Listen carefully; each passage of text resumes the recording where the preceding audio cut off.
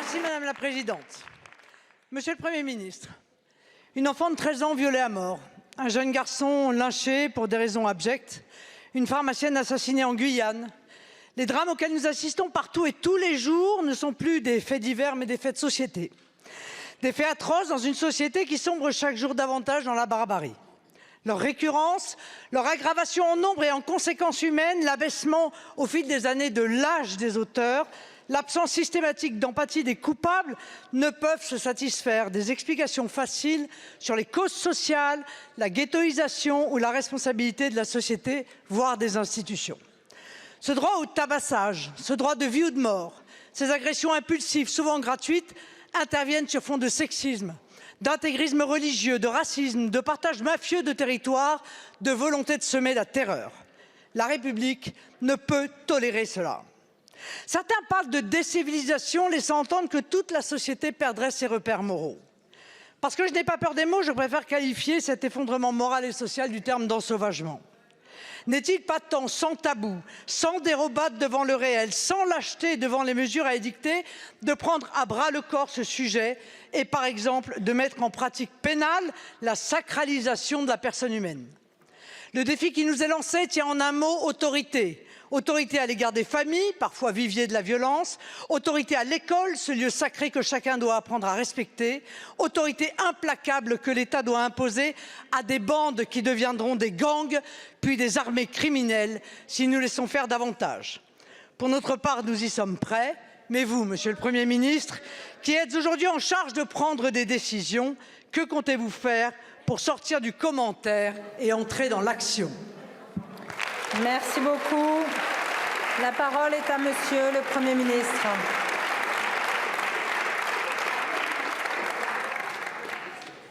Merci Madame la Présidente, Mesdames et Messieurs les députés, Madame la Présidente Le Pen. Ces derniers jours, notre pays a été frappé par une série de drames qui a profondément ému nos concitoyens. Je pense à cette jeune fille violemment agressée devant son collège à Montpellier. Je pense à ce jeune roué de coups, battu à mort à Viry-Châtillon. Je pense à cette pharmacienne lâchement assassinée en Guyane, à Saint-Laurent-du-Maroni. J'avais eu l'occasion de la recevoir à Matignon il y a quelques semaines avec une centaine de femmes engagées dans notre pays et je veux à mon tour lui rendre hommage.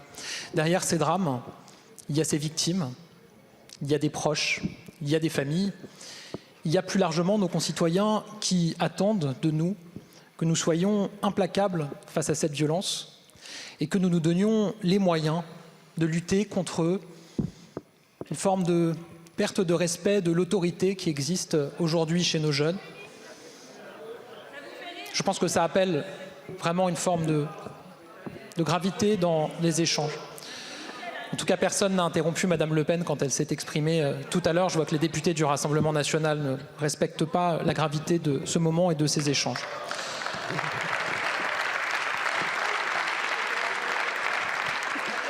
La réponse, Madame la Présidente Le Pen, elle passe, et ça a été ce qui a été porté par cette majorité depuis 2017, par un renforcement des moyens. 17 500 postes de policiers et de gendarmes en plus de 200 brigades de gendarmerie supplémentaires. Il y aura eu 10 000 recrutements dans notre système judiciaire d'ici à 2027. C'est vrai aussi pour l'école et j'ai eu à cœur en tant que ministre de l'Éducation nationale et aujourd'hui Nicole Belloubet poursuit cette ligne de rappeler extrêmement clairement avec une série de décisions les règles sur l'application de la laïcité à l'école de la République avec l'interdiction de l'abaya et du camis, d'accepter d'expérimenter le port de la tenue unique à l'école, de prendre un certain nombre de mesures pour soutenir davantage nos enseignants et mettre fin définitivement, et je sais que nous sommes très nombreux ici à le souhaiter, à ce pas de vague qui conduit encore trop d'enseignants à s'auto-censurer ou à ne pas signaler les agressions dont ils sont victimes. Mais ce qu'il y a derrière cette question des renforcements des moyens techniques, opérationnels, budgétaires, c'est la nécessité effectivement d'une forme de ressaisissement sociétal. On ne peut pas tolérer un certain nombre d'images ou un certain nombre de faits qui ont traversé l'actualité ces derniers jours.